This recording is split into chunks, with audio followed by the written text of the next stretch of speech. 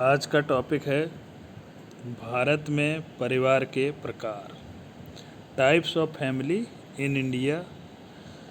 कल या पिछले टर्न का जो टॉपिक था वो फैमिली से रिलेटेड था, यानी परिवार क्या है, उसका अर्थ और परिभाषा। उसी क्रम में परिवार के प्रकार की चर्चा की जाएगी। मनुष्य के समाज का जैसे जैसे विकास हुआ वैसे वैसे परिवार के भी कई सारे स्वरूप अस्तित्व में आए और प्रत्येक स्थान की भौगोलिक, आर्थिक, सांस्कृतिक परिस्थितियों ने भिन्न भिन्न प्रकार के परिवार की व्यवस्थाओं को जन्म दिया। इस आधार पर कई समाजशास्त्रियों ने परिवार के प्रकार बताए। उसमें से कुछ प्रमुख प्रकार वो इस प्रकार हैं। पहला है संख्या के आधार पर परिवार के प्रकार। संख्या के आधार पर परिवार के 3 प्रकारों का उल्लेख किया गया है, जिसमें पहला है केंद्रीय परिवार या नाभिक परिवार, और जिसे कई बार एकाकी परिवार भी कहा जाता है। इस प्रकार के परिवार आधुनिक औद्योगिक समाजों में मुख्य रूप से अपने को देखने को मिलेंगे और वर्तमान में जैसे जैसे औद्योगिकीकरण या नगरीकरण बढ़ा है, इस प्रकार के परिवारों का स्वरूप भी समाज में बढ़ता चला जा रहा है। केंद्रीय नाभिक परिवार परिवार का सबसे छोटा स्वरूप है, जिसमें एक स्त्री और पुरुष तथा उसके बच्चे या जो उस पर आश्रित बच्चे हैं वो सब मिलकर उसमें रहते हैं। इस प्रकार के परिवारों में अन्य रिश्तेदारों को सम्मिलित नहीं किया जाता और इसमें बच्चे भी परिवार के साथ तब तक रहते हैं जब तक कि वो अविवाहित हों या उनका विवाह नहीं हो गया। विवाह के बाद वे स्वयं अपना एक अलग यानी नाभिक परिवार या एकाकी परिवार वे बना लेते हैं। भावनात्मक आधार पर जरूर सभी सदस्य परिवार के एक दूसरे से जुड़े रहते हैं। तो इस प्रकार के परिवार को एकाकी या नाभिक परिवार कहा गया है। दूसरा है संयुक्त परिवार।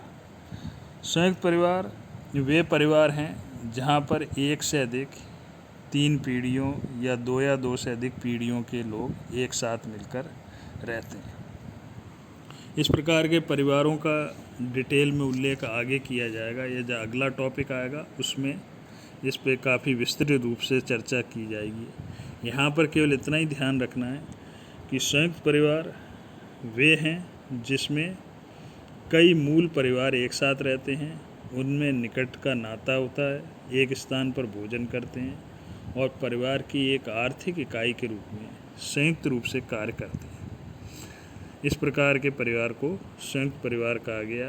और सरल भाषा में संयुक्त परिवार में दादा दादी, माता पिता, चाचा चाची, चचेरे भाई, उनकी पत्नियां या बच्चे, विधवा बहन हैं तो वो या बेटियां उनके साथ रहती हैं। भारतीय समाज में अगर आप देखोगे तो इस प्रकार के परिवार ग्रामीण क्षेत्रों में खासकर देखने को अधिक मिलते हैं और इस परिवार का उल्लेख विशेषकर J.D. मैन ने अपनी पुस्तक हिंदू लॉ एंड कस्टम में विशेष रूप से किया है। नेक्स्ट है विस्तृत परिवार। इस प्रकार के परिवार में सभी रक्त संबंधी तथा कुछ अन्य दूसरे संबंधी रहते हैं, यानी एक पक्षीय मातृपक्ष के भी कुछ लोग रहते हैं और कुछ पितृपक्ष के लोग भी इसके सदस्य हो सकते हैं।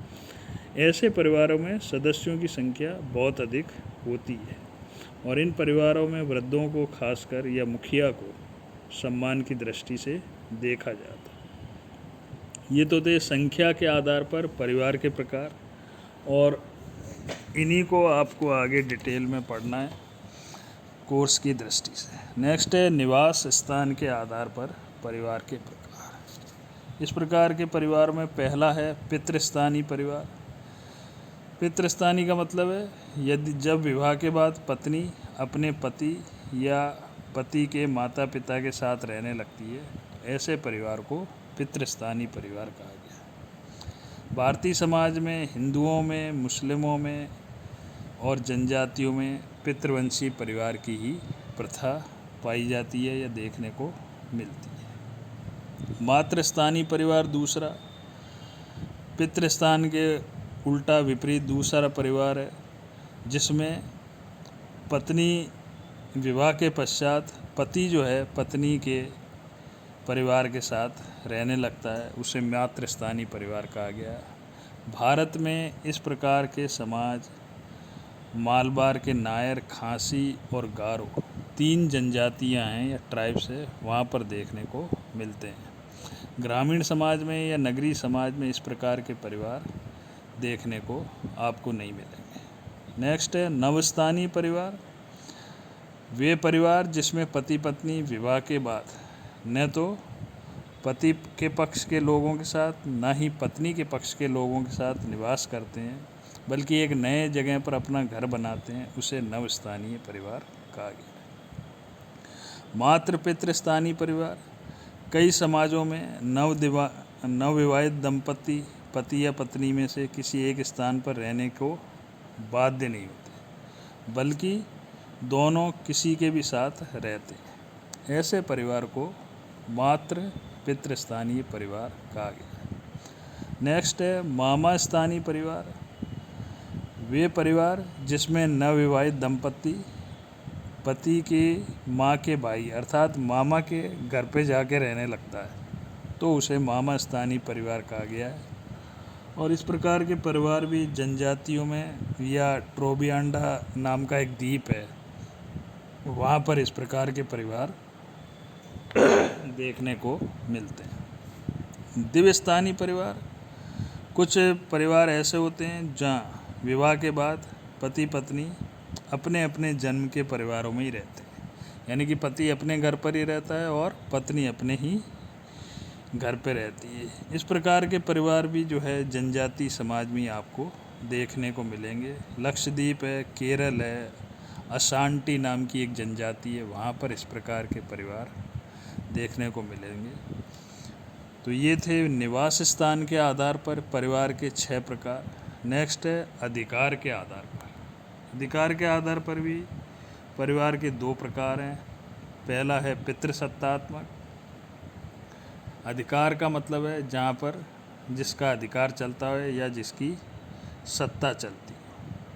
तो ज़्यादातर आपने देखा होगा या हम सब ने देखा है कि परिवार में सत्ता किसके नाम से चलती है, पिता के नाम से ही परिवार पर सत्ता चलती है या उसका पिता का ही नियंत्रण होता है। तो ऐसे परिवारों को पितृसत्तात्मक परिवार कहा गया। और दूसरा है मातृसत्तात्मक, यानी पितृसत्तात्मक परिवारों के विपरीत, जहाँ पर पिता के स्थान पर मदर की यानी कि माता की अगर सत्ता चलती है या मदर का या माता का नियंत्रण होता है परिवार पर, तो ऐसे परिवार को मातृसत्तात्मक परिवार का नाम दिया गया है। भारत में मातृसत्तात्मक परिवार 3 जनजातियां हैं, वहीं पर देखने को आपको मिलेंगे, खासकर खासी, गारो और नायर जनजाति। इसका उल्लेख अभी ऊपर भी किया था।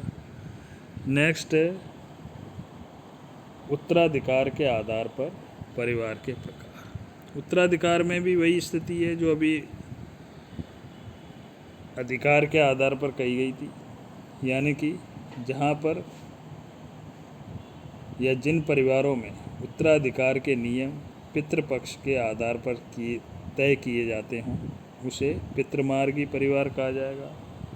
और दूसरा है मातृमार्गी, यानी पितृमार्गी का फिर उल्टा, यानी जहाँ पर उत्तराधिकार के नियम मातृपक्ष के आधार पर तय किए जाते हों, उसे मातृमार्गी परिवार कहा गया। लास्ट आता है विवाह के आधार पर।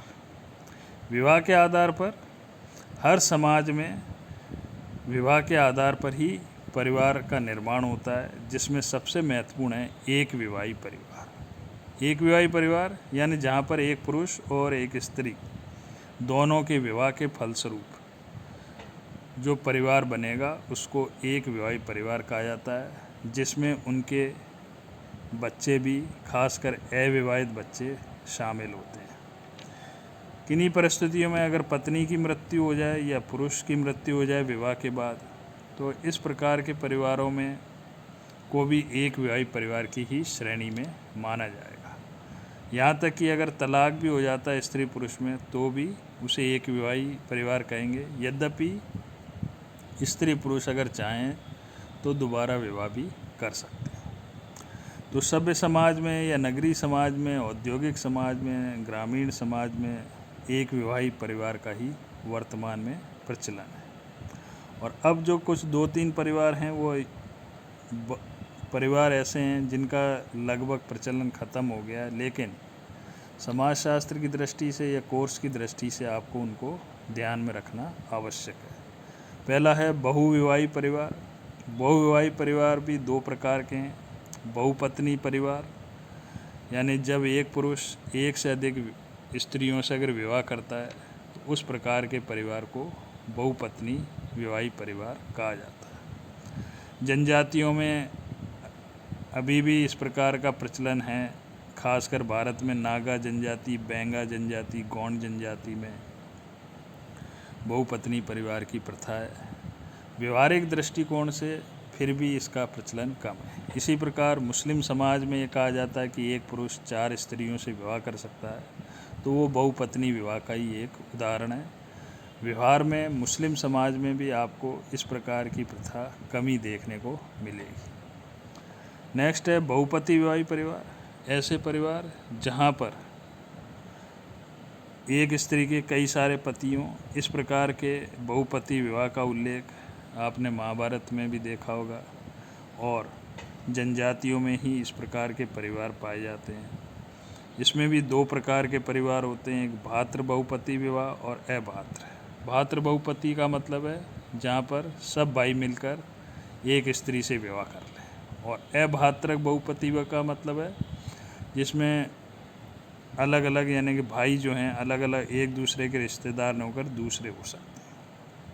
इस प्रकार की प्रथा जो या इस प्रकार का जो विवाह है वो भी आपको जनजातियों में, खासकर नीलगिरी के टोडा या जौनसार बाबर एक जगह है, वहाँ पर एक खस जनजाति पाई जाती है, उसमें ही देखने को मिलेंगे। आधुनिक समाज में या नगरीय